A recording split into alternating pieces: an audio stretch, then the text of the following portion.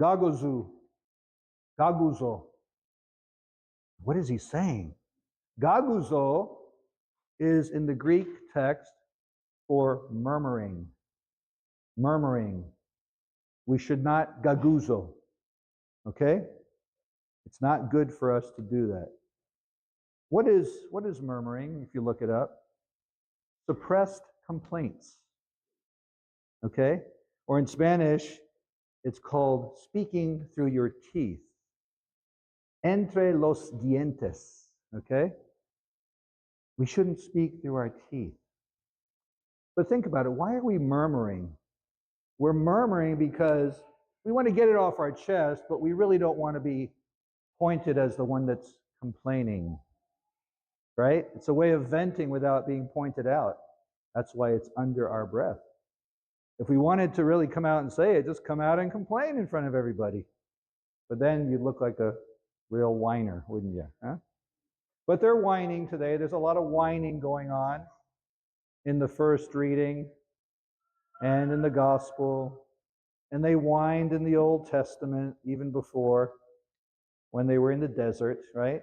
God just took them out of Egypt, took them away from slavery, saved their lives from the angel of death, took them through the desert, got them away from the Pharaoh and his armies, got them through the Red Sea, right? Drowned the army. But when they were being fed in the desert, they were complaining about the menu. Like, what is this? Quail and bread? I mean, be grateful, right? Stop complaining. Stop murmuring. God is feeding you. Right? Would you bring us out here, Moses, for us to die and starve to death? Now, I know we have all murmured. We've all complained. Okay, I'm guilty too. We've all complained. Why is Father doing it that way? Why is this? Why is that? Why is that? I mean, it's okay. It's going to happen. But when it comes to the things of God, no murmuring, no complaining, right? So we have Elijah today. He takes off. He leaves from the land of the Canaanites, and the queen is after him to kill him because he wiped out all the prophets of Baal, the pagan god. I don't know if you remember the story where they had two bulls, and they each selected a bull, and they put it on the altar and set up the firewood, except with Elijah's altar, he sopped it with water. So much water that there was like a retention pond all around it. And then he had them call on their gods, their pagan gods, and said, go ahead, consume this bull and everything with fire. Nothing happened. So Elijah says, well, maybe say it a little louder. Maybe they're sleeping. Said it a little louder. Nothing happened. And this went on for a while. He was almost mocking them in a way. And then he calls on the God of Israel. And boom, microwave that bull in no time, including the water. Everything was gone. Well, even excess water was burned up to a crisp. Huh? So that proved to them that the God of Israel is the one God, who is our God. And so he fled after he killed their prophets. He left there because they were still being obstinate. And he was like, I give up with these people. I'm done. I'm tired. I'm weary. I just, they're after me. He was despairing. He was depressed. Anybody here ever despair or feel depressed or feel that life is handing you a bad hand? Well, I think we all can again look at something in our lives that was not the most pleasant experience. Some of you may be going through some stuff right now.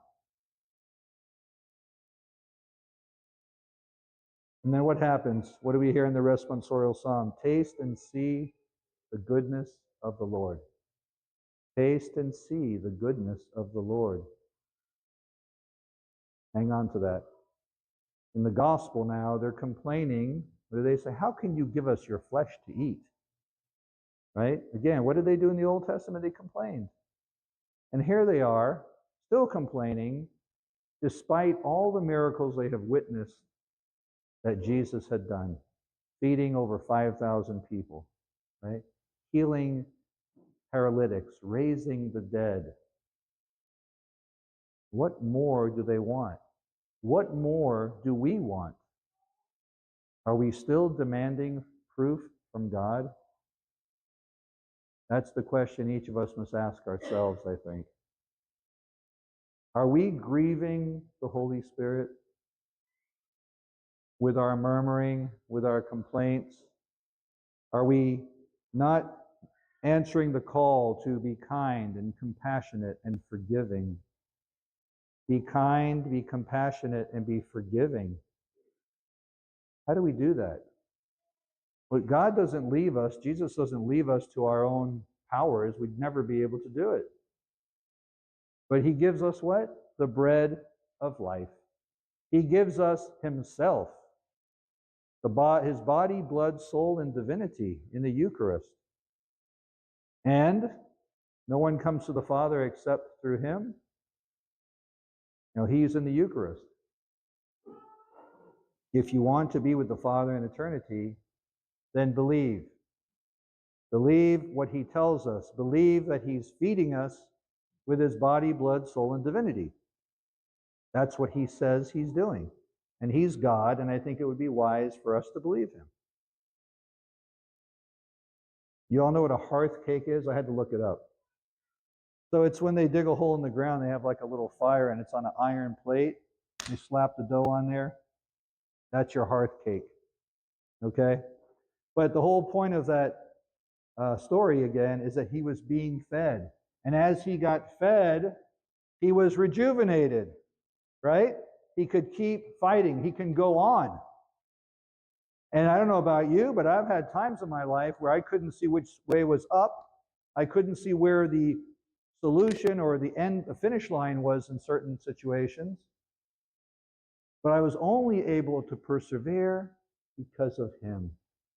Coming to the Eucharist, I remember going to the Eucharist, go to the Eucharist, go to the Eucharist, go to adoration. You want answers to something in life? You got to come and listen. You got to come and listen, okay? God doesn't use cell phones, all right? He will talk to you directly through the Eucharist. So I encourage all of you to come and spend time, right? Our friend Elijah sat under that bush. We're invited to come and see him face to face, to be fed. To be fed with the manna, to be fed with the hearth cakes, to be fed with the bread of life. No more murmuring. No more murmuring. The only murmur that we should do is not with our mouths, but with our hearts crying out to God for the strength to persevere. That's the murmuring.